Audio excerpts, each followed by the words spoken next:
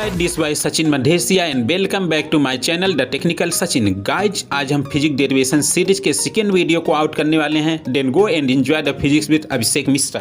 तो hello friends, आपका स्वागत है हमारी नई वीडियो में। और जैसे कि थंबनेल से आपको पता चल ही गया होगा कि आज का टॉपिक है माइकलसन मोशन एक्सपेरिमेंट, जो कि सेमेस्टर एग्जाम के पॉइंट ऑफ व्यू से बहुत ज़्यादा इम्पॉर्टेंट है।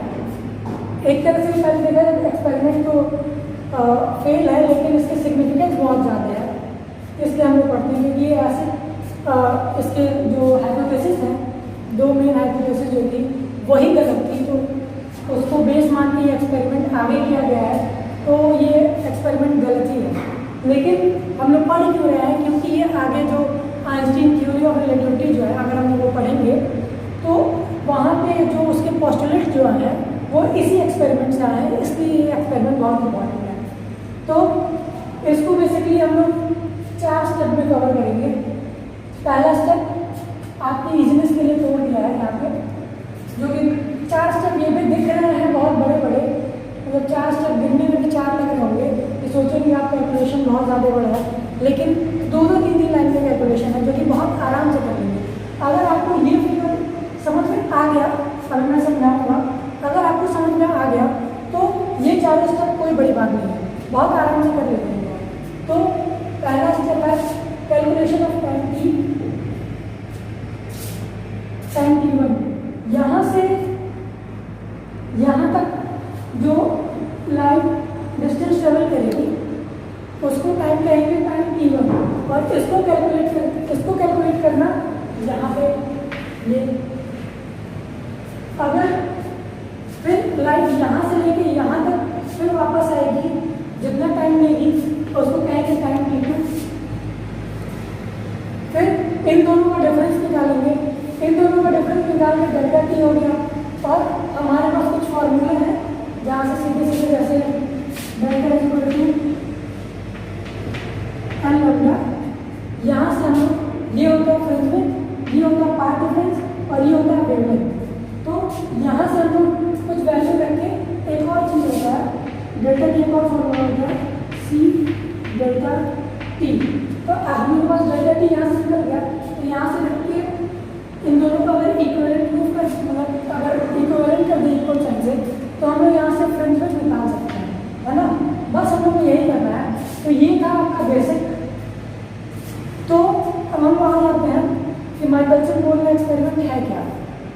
तो जो माइकलसन मोशन 2 साइंटिस्ट थे, उन्होंने 2 हाइपोथेसिस दिए। पहले तो आप ईथर की डेफिनेशन जान लीजिए। ईथर एक उस टाइम ये तब की बात है जब तो हम लोग मॉडर्न फिजिक्स, क्वांटम फिजिक्स जो है तो वो तब नहीं आया था। और आइंस्टीन की थ्योरी लगभग 1900 की स्टार्ट का है ये एक्सपेरिमेंट। तो उस टाइम आप जान ही रहे कितना डेवलपमेंट हुआ होगा फिजिक्स। तो ये कहता क्या है कि एक स्टेशनरी फ्रेम ऑफ रेफरेंस है ईथर, जो कि अर्थ पे, जो हमारा अर्थ है उसके अंदर है, और वो अर्थ के साथ साथ घूमता है, तो हम लोग को पता नहीं चलता। जैसे कि अगर कोई चीज़ है, यहाँ पे एक चीज़ है और कोई ऑब्जेक्ट है ओ मान लीजिए, और यहीं पे इसको ओवरलैप करता हुआ दूसरा ऑब्जेक्ट है ओ डैश। अगर ये ऑब्जेक्ट मूव करता है और v वेलोसिटी से, और ये भी ऑब्जेक्ट इधर ही v वेलोसिटी से मूव करता है, तो इन दोनों में कुछ डिफरेंस होगा। जैसे इन दोनों आपस में एक दूसरे को मतलब देखेंगे कि अगर यहाँ पर मैं खड़ा होकर, यहाँ पर अगर मेरा कोई दोस्त है उसको मैं देख रहा हूँ तो वो मुझे सामने ही देखेगा, मुझे वो पीछे छूटता हुआ नहीं देखेगा। तो बस यही सेम चीज़ है जिसको कहते हैं स्टेशनरी, मतलब कि यहाँ पे ओ डैश पर अगर कोई पॉइंट है ए और ओ पे कोई पॉइंट है बी, तो ये दोनों आपस में स्टेशनरी है। तो इसी फ्रेम ऑफ रेफरेंस को कहा गया ईथर। इसकी स्पेलिंग है ETHER, ईथर। इसके डेफिनेशन पूछ लेता है कभी 2 नंबर वाले क्वेश्चन में, तो एक बार इसको अपने हिसाब से पढ़ लीजिएगा। फिर दूसरा हाइपोथेसिस था कि जो हम लोगों ने इससे पहले गैलीलियन ट्रांसफॉर्मेशन पढ़ा था, तो गैलीलियन ट्रांसफॉर्मेशन कि जो लाइट की स्पीड है c, क्वेश्चन कैलकुलेटेड की लाइट की स्पीड c, तो जो लाइट की स्पीड है वो c है, और अगर ये मूव कर रहा है, अगर कोई मान लो उसी पॉइंट पर से लेते हैं, अगर ये पॉइंट मूव कर रहा है, एक ही पॉइंट लेते हैं, एक पॉइंट अगर ये मूव कर रहा है c स्पीड से, सॉरी v वेलोसिटी से मूव कर रहा है, और यहाँ से अगर कोई लाइट निकल रही है, इसी पॉइंट से अगर कोई लाइट निकल रही है c वेलोसिटी से, तो c वेलोसिटी में क्या फर्क पड़ेगा, इस वेलोसिटी से मूव कर रहा है, तो इधर की नेट वेलोसिटी जो होगी,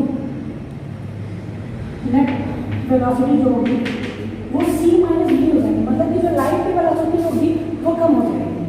वो ये दो, एक ये ईथा वाली हाइपोथेसिस और एक ये वाली हाइपोथेसिस, इनको प्रूव कर लीजिए। तो इन्हीं दोनों पॉइंट्स को अपना बेस बना के माइकलसन और मोले अपना एक्सपेरिमेंट आगे प्रोसीड किए। तो उन्होंने अपना कुछ सेटअप बनाया, कुछ ऐसा यहाँ पे आपको दिख रहा होगा, ये एपरेटस सेटअप है उनका। एपरेटस सेटअप में क्या किया, एक ये मोनोक्रोमेटिक सोर्स दिया, मोनोक्रोमेटिक मतलब एक ही फ्रीक्वेंसी की लाइट निकलेगी यहाँ से, है ना। मोनोक्रोमेटिक सोर्स ऑफ लाइट लिया ताकि एक ही फ्रीक्वेंसी की लाइट निकले, जिससे कि इंटरफेरेंस पैटर्न जो हम लोग को ऑब्जर्व होगा, जिससे हम लोग फिल्म फाइंड करेंगे, वो क्लियर हो, ज़्यादा कॉम्प्लेक्स ना हो। तो फिर यहाँ एक सोर्स लिया, फिर यहाँ एक सेमी सिल्वर या सेमी पॉलिश करेंगे, सेमी पॉलिश मतलब जैसे शीशा होता है वो पूरा सिल्वर होता है, पूरा सिल्वर मतलब जैसे एक जो बिल्कुल नहीं पॉलिश होते हैं वो होते हैं ग्लास रैप, जिससे आप आर पार देख सकते हैं। दूसरा होता है मिरर, वो पूरा पॉलिश होता है, जिसमें आप देखेंगे तो आपकी इमेज दिखाई देगी। इन दोनों को अगर मिक्स कर दें, आधा इसकी प्रॉपर्टी ले लें, आधा इसकी प्रॉपर्टी ले लें, तो बनता है सेमी सिल्वर मिरर या फिर ग्लास, सेमी सिल्वर मिरर या ग्लास, ठीक है। तो ये जो सेमी सिल्वर मिरर था वो लिया यहाँ पे और इसको 45 डिग्री के अंदर में रखा।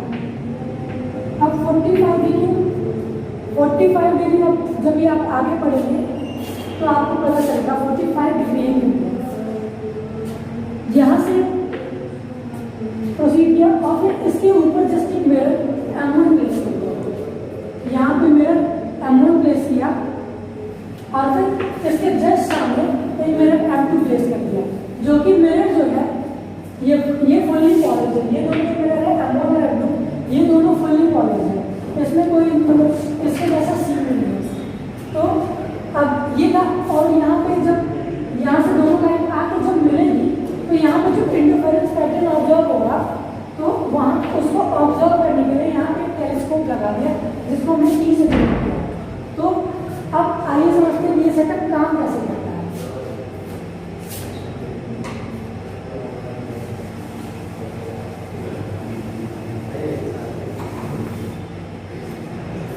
ये सेटअप काम कैसे करता है, जैसे ये सोर्स ऑफ लाइट ले लिया, यहाँ से लाइट आई, अब ये सेमी सिल्वर ग्लास में लगा, तो सेमी सिल्वर मतलब इसके पास एक प्लेन ग्लास और पॉलिश ग्लास दोनों की प्रॉपर्टीज है। दोनों की प्रॉपर्टीज से क्या हो जाएगा, ये रिफ्लेक्शन और रिफ्रैक्शन दोनों शो करेगा। तो होगा क्या, जब लाइट यहाँ पड़ेगी, यहाँ से बीम ऑफ लाइट आ रही है, यहाँ से बीम ऑफ लाइट इधर है, तो ये ग्लास क्या करेगा, पहले तो रिफ्लेक्ट करेगा, तो यहाँ की जो लाइट होगी ऊपर रिफ्लेक्ट कर देगा, ऊपर रिफ्लेक्ट किया, और फिर ये भी प्लेन मिरर है भाई, ये प्लेन मिरर तो क्या करेगा, वो भी एकदम नॉर्मल एकदम सीधे उसी लाइन में उसको दोबारा रिफ्लेक्ट कर देगा। तो उसी लाइन में रिफ्लेक्ट होकर यहाँ पॉइंट पी पे आके मिल गई, ये पॉइंट पी है, पॉइंट पी में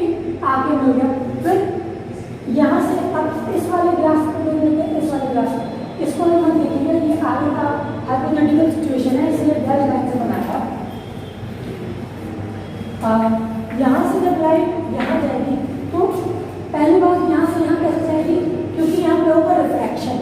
इस पॉइंट P से और मेरे M2 के लिए जब लाइट जाएगी वहाँ से रिफ्रैक्टेड लाइट जाएगी। जब रिफ्रैक्टेड लाइट जाएगी तो ये भी तो प्लेन में रहेगा, ये प्लेन में रहेगा। अगर लाइट इधर गई, यहाँ से ऐसे गई लाइट, तो वापस तो आनी ही है, तो वापस आई ये में रहेगा। फिर इस पॉइंट P पे मिली। अब इस पॉइंट P पे जो भी चेंजेस ऑब्जर्व हो रहे हैं, इस पॉइंट P पे जो भी चेंज ऑब्जर्व हो रहे हैं वो हम लोग यहाँ टेलीस्कोप T से, कोई ऑब्जर्वर बैठा होगा वो इस टेलीस्कोप T से देख रहा है। तो अगर कुछ फ्रेंडशिप या वगैरह कुछ भी चेंजेस मतलब मिले होंगे तो वो यहाँ पे ऑब्जर्व करेंगे, और फिर हमारा अगर कुछ चेंजेस मिलते तो हम लोग का जो एक्सपेरिमेंट था वो सक्सेसफुल हो जाता। इन्होंने ये जो सेटअप है, आप जो देखा मैंने अभी समझाया, ये सेटअप उन्होंने हर जगह अप्लाई किया, एयर में, वाटर में, अलग अलग सर्फेसेस पे, वैक्यूम में, अर्थ पे, नीचे रख के, कुछ फ्लोटिंग सर्फेसेस पे, हर जगह अपना पूरा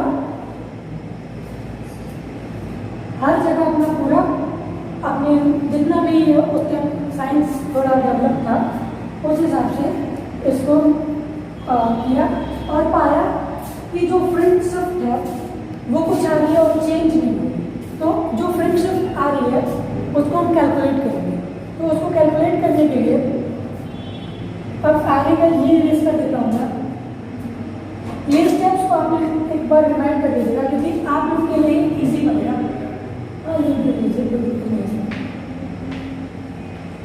ये जो स्टेप्स हैं इनको आप अपने दिमाग में रखे रहेंगे तो आपके लिए माइक्रोवेव मोड एकदम ईजी हो जाएगा। और जो 7 मार्क्स के क्वेश्चन आते हैं, 7 मार्क्स के जो क्वेश्चन आते हैं AKTU में, 7 मार्क्स के जो क्वेश्चन आते हैं AKTU में वो आप बड़े आराम से कर पाएंगे और ये कंफर्म है एक तरह से मिल जाएगा अगर इनको ये स्टेप्स को आप माइंड में रखेंगे। चलिए मैं इनको इरेज करता हूँ और टाइम T1 को फाइंड करने के लिए क्या करेंगे, देखेंगे अगर पहले जिनको एक्सप्लेन करना थोड़ा भूल गया मैं बताता हूँ।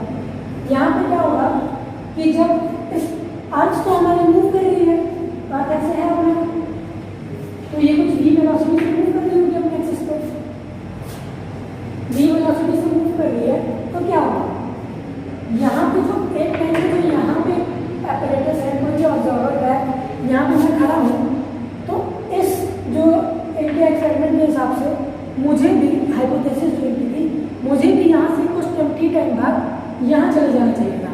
लेकिन अब कहेंगे कि ये कैसे पॉसिबल है, ये तो तुरंत देख के पता चल सकता है कि ये एक्सपेरिमेंट गलत है, इसको ऐसे क्यों नहीं कह सकते। तो मेरा सिंपल सा इसका लॉजिक ये है कि अगर मैं मूव कर रहा हूँ तो आप भी तो मूव कर रहे होंगे, आप भी मूव कर रहे हो तो आप जिस पूरे अर्थ पे खड़े हैं वो भी पूरा मूव कर रहा है, तो हम दोनों का जो डिस्टेंस है वो स्टेशनरी हो गया। तो जो मेरा मोशन है या आपका मोशन है हम लोग ऑब्जर्व नहीं करते। तो लेकिन यहाँ पे जो हम लोगों ने पढ़ा है उस हिसाब से मैं देखता हूँ, ये v वेलोसिटी से अगर मूव कर रहा है तो कुछ टाइम बाद जो ये अपना p है और m1 है, ये थोड़ा आगे बढ़ेगा, थोड़ा सा सेटअप आगे बढ़ेगा, थोड़ा सा सेटअप अगर आगे बढ़ा तो ये जो m2 है, ये जो m2 है दिख रहा होगा, जो m2 है ये भी थोड़ा आगे बढ़ेगा। मान लीजिए इसको डैश लाइन करके यहाँ पर देते हैं, इसको m2 डैश में देते हैं, यहाँ पर बढ़ जाएगा, ये सेम चीज़ यहाँ हो जाएगा। तो अब करना क्या है कि सेम वही चीज़ यहाँ पर भी होगी, यहाँ से लाइट ट्रांसफर रिफ्लेक्ट होगी, फिर वापस आएगी और फिर इस पॉइंट से अगर इस पॉइंट पर नोटिस करें तो अगर कोई लाइट मूव कर रही है इस पॉइंट से P पॉइंट से m1 डैश पॉइंट तक, अगर कोई लाइट मूव कर रही है तो लाइट की वेलोसिटी क्या होती है c और टाइम क्या है मान लीजिए t डैश पॉइंट है, शायद इसका जो टाइम है t डैश पॉइंट है। तो क्या कहते हैं distance is equal to speed into time वाले फॉर्मूले से ये जो पी m1 का डिस्टेंस होगा तो सी टी डैश हो गया, बस हो गया ये डिस्टेंस। और ये डिस्टेंस हमने पहले से मान रखी है एल है, ये डिस्टेंस जो है ये पूरी इन दोनों के बीच की एल है, दो मिरर्स के बीच की एल है डिस्टेंस। और अर्थ जो मूव कर रहा है ध्यान रखिएगा, जो ये जो मिरर है ये स्पीड ऑफ लाइट से मूव नहीं कर रहा है, ये कौन सी वेलोसिटी से मूव कर रहा है, v वेलोसिटी से। तो इन दोनों के बीच का टाइम क्या होगा, इन दोनों के बीच का टाइम निकालना चाहेंगे तो v t डैश होगा, सॉरी डिस्टेंस निकालना चाहेंगे तो v t डैश होगा। तो हमारे पास एक ये ट्रायंगल बना और एक ये ट्रायंगल बना, है ना। तो बस अब इन्हीं दोनों ट्रायंगल से हम लोग T1 और T2 की वैल्यू निकालना है बस। तो आगे प्रोसीड करना है।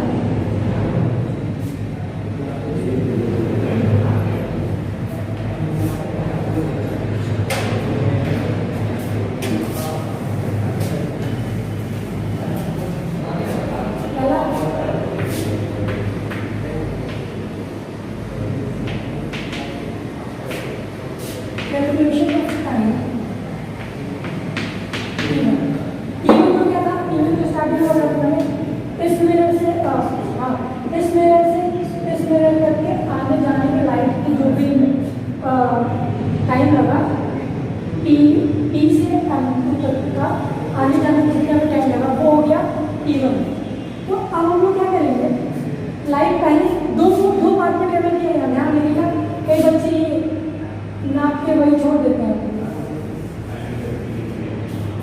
नाप के वही छोड़ देते हैं, अरे ये तो वही नॉर्मल सी बात है। तो क्या होगा कि यहाँ से अगर सी वेलोसिटी से अगर यहाँ से लाइट ट्रैवल की तो हमने गैलीलियन ट्रांसफॉर्मेशन में क्या पड़ा था कि अगर अभी थोड़ी देर पहले डिस्कस किया था कि वहाँ की वेलोसिटी क्या हो जाएगी, अगर डायरेक्शन ऑफ मोशन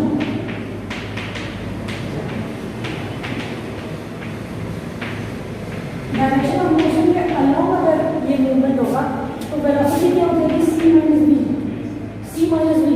और अगर अपोजिट होगा, opposite of direction of motion तो क्या हो जाएगा, सी प्लस वी हो जाएगा, c plus v c minus v. बस यही लेते हैं हम लोग। और यहाँ पे क्या है, एल जो था वो टोटल डिस्टेंस है और जो वेलोसिटी क्या थी सी माइनस वी और सी प्लस वी। तो अगर हम लोग को टाइम T1 निकालना हो तो पहले वेव को P से M1 तक जाने में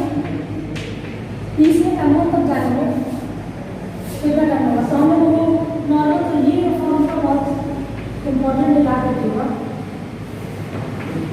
distance equal to speed upon time. तो अगर हम लोग यहाँ से टाइम निकालना चाहें तो time is equal to distance by speed, time is equal to distance by speed. यहाँ से अगर पी M1 की हम लोग निकालना चाहें टाइम, जो टाइम निकालना चाहें पी M1 का हम लोग टाइम निकालना चाहें तो ये पूरा डिस्टेंस कितना है, L डिस्टेंस की वैल्यू L, स्पीड कितना है, स्पीड लाइट को डायरेक्शन ऑफ मोशन का अलाउ नहीं आ रही है, डायरेक्शन ऑफ मोशन के अलाउ लाइट जा रही है, क्या होगा सी माइनस वी, तो यहाँ पे सी माइनस, ठीक है। सिमिलरली अब यहाँ M1 नहीं होगा M2 होगा।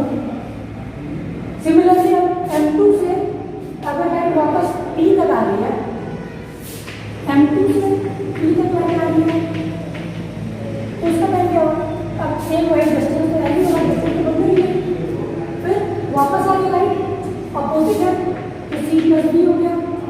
अब दोनों को टाइम अगर निकालना हो तो क्या करेंगे, अगर टोटल टाइम आने जाने का टाइम अगर दिया जाए T1 तो T1 क्या हो गया, दोनों को ऐड कर देंगे,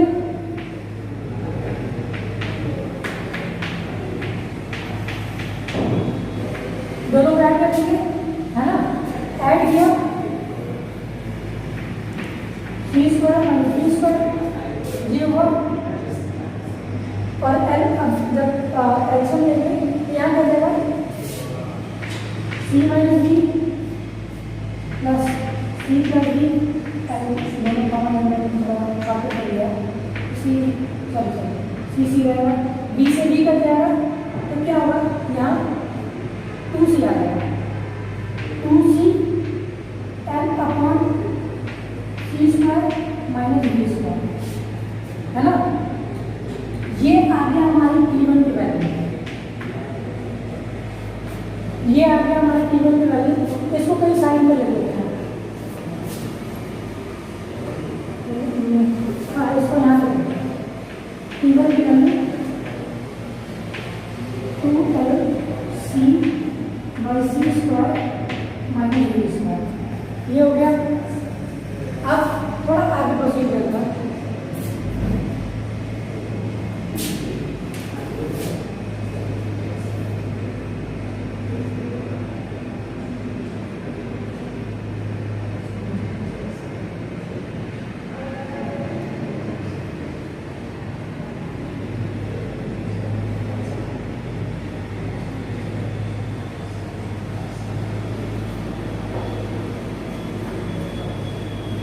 यहाँ पे एक स्टेप छोड़ दिया, ये तो कुछ नहीं है,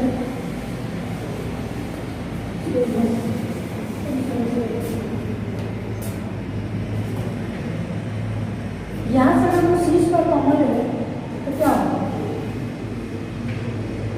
2c l C square into bracket C square को यहाँ सी स्क्वायर लेंगे 1 minus B square by C square, ये हो गया। ऊपर वाले सी से नीचे वाले सी, ऊपर वाले सी कैंसिल हो गया, तो आएगा क्या 2l 1 minus B square by C square, यहाँ सी रहेगा। ये हो गया हमारा T1 की वैल्यू। लेकिन हम लोग को एक फॉर्मूला और पता है, एक फॉर्मूला और पता है जो कि आप लोगों से मैथ्स में पढ़ा हो।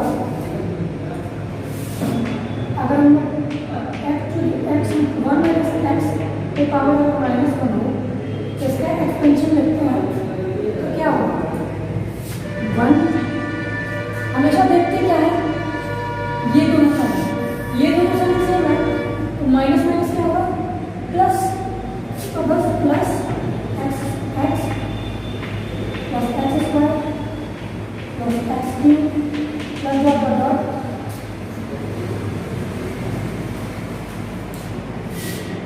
Plus x cube x cube dot dot dot dot, ऐसे हम लिखते जाते हैं। ये बहुत अगर यहाँ प्लस हुआ, यहाँ माइनस हुआ, यहाँ माइनस हुआ, यहाँ प्लस हुआ, तो ये जो बीच का है अल्टरनेट हो जाएगा, पहला plus minus plus minus plus minus, ऐसे चेंज हो जाएगा। तो ये आपको मैथ्स में पढ़ेंगे, ये इंपॉर्टेंट फॉर्मूला है। इसी फॉर्मूले के साथ अगर हम इसको एक्सपेंड करें, ये नीचे वाले, अगर नीचे वाले देखिए 1 minus B square by C square है, अगर ऊपर जाएगा तो इनवर्स के फॉर्मूले में हो जाएगा, तो जो एक्स की वैल्यू होगी वो क्या हो जाएगी b square by C square, b square by C square x की वैल्यू हो जाएगा। तो आप इसी को एक्सपेंशन कर देंगे, इसी का एक्सपेंशन कर देंगे,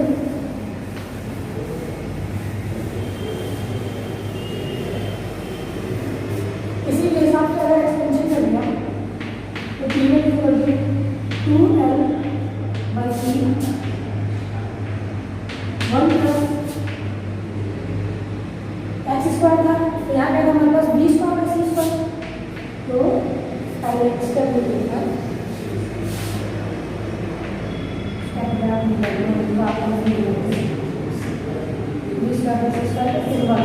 अब ये दोनों से हो गया, अब इसी फॉर्मूले से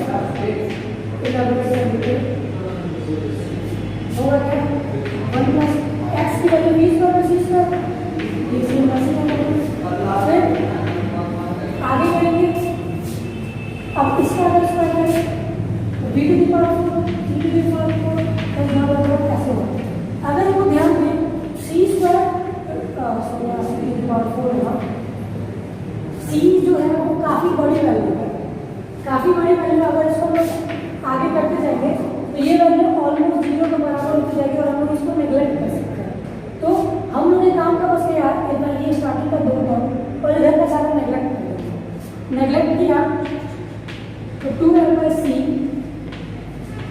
1 + b²/c²। ये हो गया टाइम t1 की फाइनल वैल्यू। ये टाइम होता है टाइम t1, तो इसको हम लोग यहाँ साइड में रख देते हैं। 2l/c 1 + b²/c²।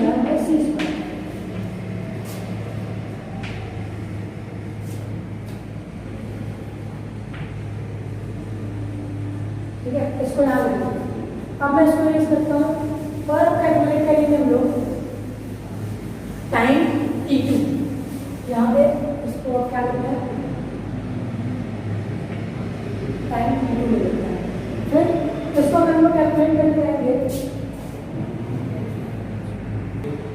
अब ये टाइम t2 को कैलकुलेट करने के लिए जो ऊपर वाला टाइम कर लिया था हमने, ये इसको लेंगे, क्या होगा t, ये m1' और m2। तो in triangle P m1 m1', इसमें क्या करेंगे, पाइथागोरस थ्योरम लगा देंगे, क्योंकि ये राइट एंगल ट्रायंगल है, क्योंकि हमको पता है भाई जो भी रिफ्लेक्शन होता है 90 डिग्री पे होता है। तो अगर रिफ्लेक्शन लेंगे तो यहाँ पे क्या होगा, फॉर्मूला क्या बनेगा, P m1'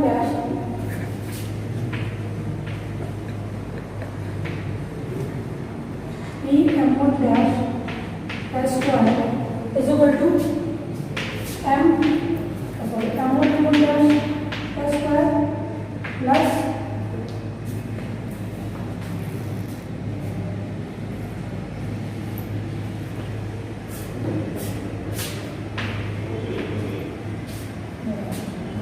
p m1 का होल स्क्वायर। ये हो गया बस। अब यहाँ से जो वैल्यूज वहाँ की थी वो सीधे पुट कर देंगे, क्या होगा, p m1 की वैल्यू क्या थी, c t'²।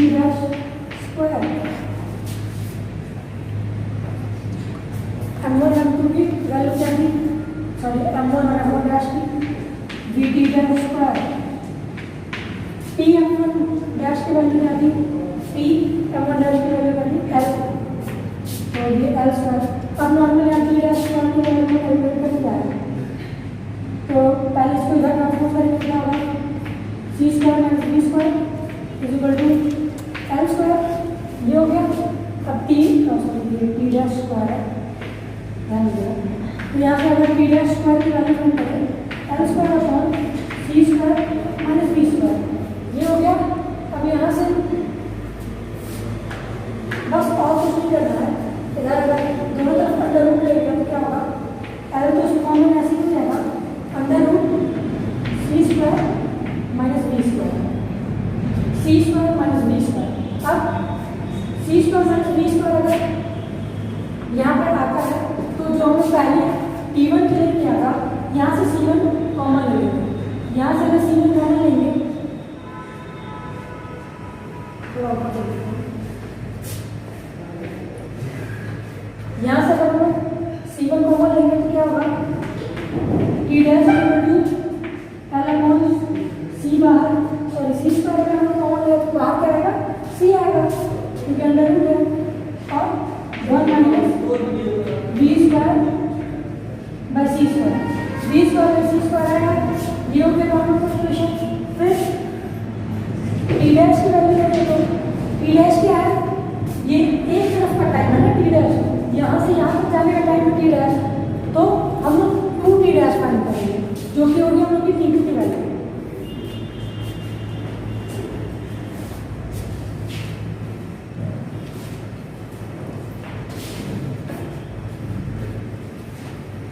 जो भी होगी हम लोग की t2 की वैल्यू है।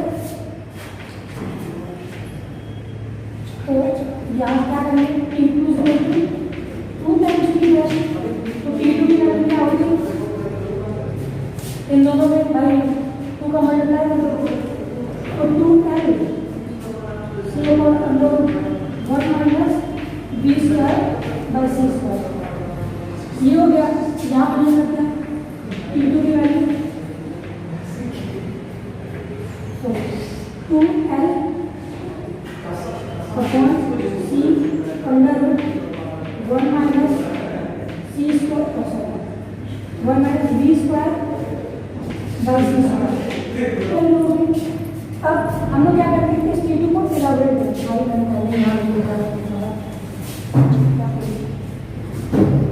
हाँ, यहाँ लिखेंगे तो क्या होगा, अगर इसकी वैल्यू इसको मैं और इलाबोरेट करना चाहूँ, T1 is equal to 1 upon 2L upon C और 1 minus V square by C square. यहाँ पे पावर लिखेगा, जब ये ऊपर जाएगा तो क्या पड़ेगा, माइनस हाफ, क्योंकि अंडर रूट है तो ऊपर जाएगा तो माइनस हाफ ही तो होगा। और फिर इसको सेम उसी वाले फॉर्मूले से आप ब्रेक करेंगे तो आप देखेंगे क्या सर, यहाँ पे पावर दोनों सेम है, लेकिन वहाँ पे 1 था, यहाँ पे 1/2 है। तो यहाँ क्या करेंगे, 1/2 को भी इसी मल्टीप्लाई करेंगे, कैसे करेंगे,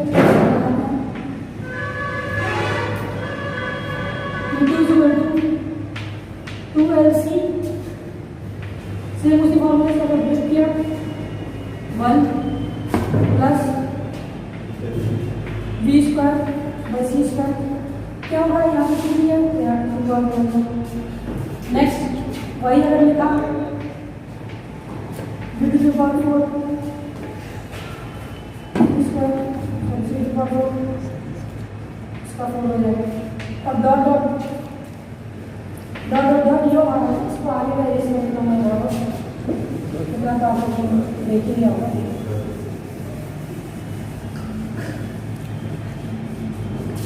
इसके बाद यही डॉट डॉट डॉट आपको बढ़ते जाएगा।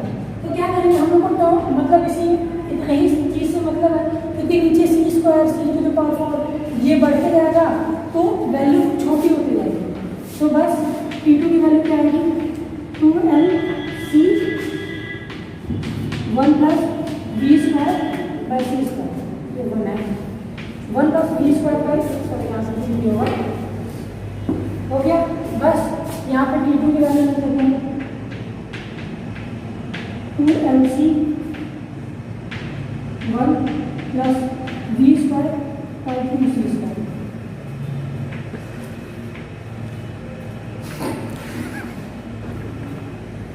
ये हो गया। फिर अब हम यहाँ पे कैलकुलेट क्या करेंगे, डेल्टा टी। डेल्टा टी क्या होगा, इन दोनों का डिफरेंस। अब बस सारा इम्पोर्टेंट काम हम लोग बस ये डिफरेंस निकालना है। क्या करेंगे, T1 माइनस T2, T1 की वैल्यू क्या है, अगर वहाँ पे लिखे जाए तो 2L by C 1 plus V square by C square. Same अगर ये माइनस में जाए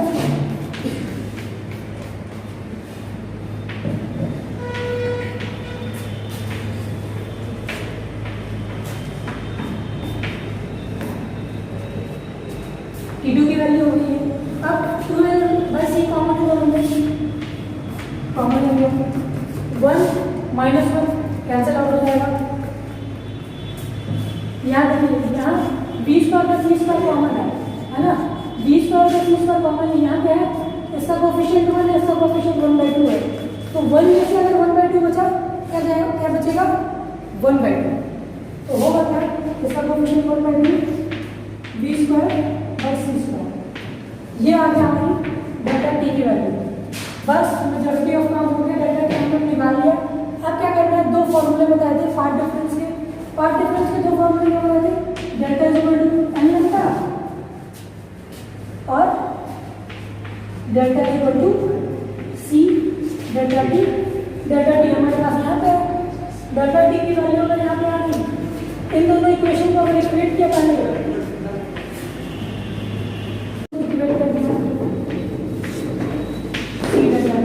तो एल लैम्डा का ऐसे इसकी वैल्यू को पता नहीं है, सी की वैल्यू पता नहीं, हमको बस पता क्या है, डेल्टा टी की वैल्यू। तो N lambda is equal to C, delta T की value 2L by C 1/2 V square by C square. ये हो गया, सी से सी कैंसिल हो गया, 2 कैंसिल हो गया, तो होगा क्या, ऊपर क्या बचा, L बचा, V square by C square, L lambda. फिर अब क्या होगा, अगर एल लैम्डा की वैल्यू क्या है, l B square by C square, l की वैल्यू इधर चली गई, l B square by C square और लैम्डा इधर चली गई। ये एन की वैल्यू आ गई, ये एन की वैल्यू आ गई है। जब आपको बोलेगा माइकलसन फॉर्मूला डिराइव करने के लिए, तो आपको यहाँ तक लाके छोड़ देना है। यहाँ तक लाने के बाद क्या करना है कि हमको फाइंड क्या करना रहता है, डेल्टा है, क्योंकि ये जो फ्रिंज विड्थ है, मतलब ये यहाँ पर आपको मैंने बताया था, ये जो डेल्टा होता है वो पाथ डिफरेंस होता है, ये जो एन होता है वो फ्रिंज शिफ्ट होता है, और लैम्डा जो होती है वो वेवलेंथ होती है, जो लाइट वहाँ मोनोक्रोमैटिक लाइट जो जा रही है उसकी।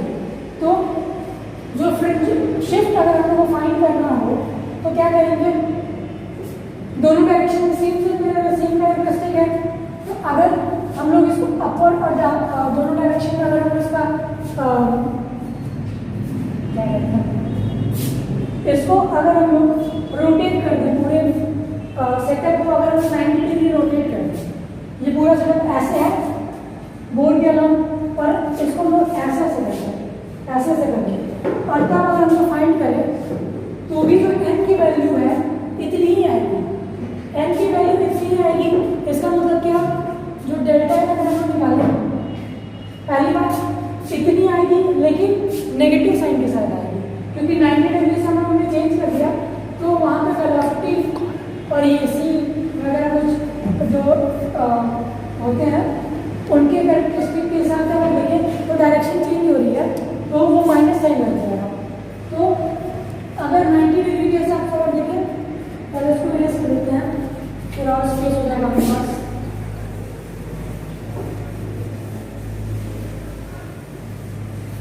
और स्पेस हो जाएगा अपने पास। तो यहाँ क्या होगा, जो एन की वैल्यू होगी minus n b square by C square, तो इसको n2 मान लेते हैं, इसको n1 मान लेते हैं, है ना। n2 और n1 आ जाएगी, ये एट 90 डिग्री, जब एट 90 डिग्री जब सेटअप को हमने रोटेट कर दिया, सेटअप को रोटेट कर दिया, क्योंकि डायरेक्शन चेंज हो रही है तो फंक्शन भी चेंज होगा। तो जो डेल्टा एन निकाले हम लोग, क्या होगा, L B square lambda C square minus L B square lambda C square, और यहाँ पे नेगेटिव साइन, ये नेगेटिव ऐड हो जाएगा 2l B square lambda C square. ये आएगा आपका फाइनल डेल एन की वैल्यू। डेल एन की वैल्यू अगर डेल्टा या डेल एन जो बोलते, ये आपकी वैल्यू फाइनल। तो बस अब ये इन्हीं को वेरीफाई करना था कि एक केस में डेल एन की वैल्यू डेल्टा एन की वैल्यू इतनी आ रही है, तो हर केस में भी डिफरेंस आनी चाहिए, हर केस में डिफरेंस आनी चाहिए, लेकिन उन्होंने हर जगह ट्राई किया और डेल एन की वैल्यू जो थी वो इतनी आ रही है। हर पोजीशन में ट्राई किया, जैसे हर स्टेट में अर्थ पे, फ्लोटिंग सरफेस पे, वाटर के अंदर तक, इनफैक्ट वैक्यूम में, हर जगह ट्राई किया। यहाँ से जो वैल्यू आ रही थी डेल्टा की वैल्यू ये सेम थी, कुछ चेंज नहीं हो रही। ये शो क्या करता है कि जो इनका जो दोनों हाइपोथेसिस था स्टार्टिंग में, जो इससे पहले लोग माना था स्टार्टिंग में, वो दोनों गलत है। इसका मतलब क्या कि ईथर जैसा कोई मीडियम ही नहीं है, उसको हम नाम देते हैं, आगे जब इसका फेलियर और नेगेटिव रिजल्ट पढ़ेंगे, जो इसका रिजल्ट आया नेगेटिव आया तो उसको कहेंगे ईथर ड्रैग हाइपोथेसिस। और आगे बस यहाँ से डिराइव कर दिया, आपका माइकलसन फॉर्मूले का जो एक्सपेरिमेंट था वो खत्म। तो अगले वीडियो में मिलते हैं।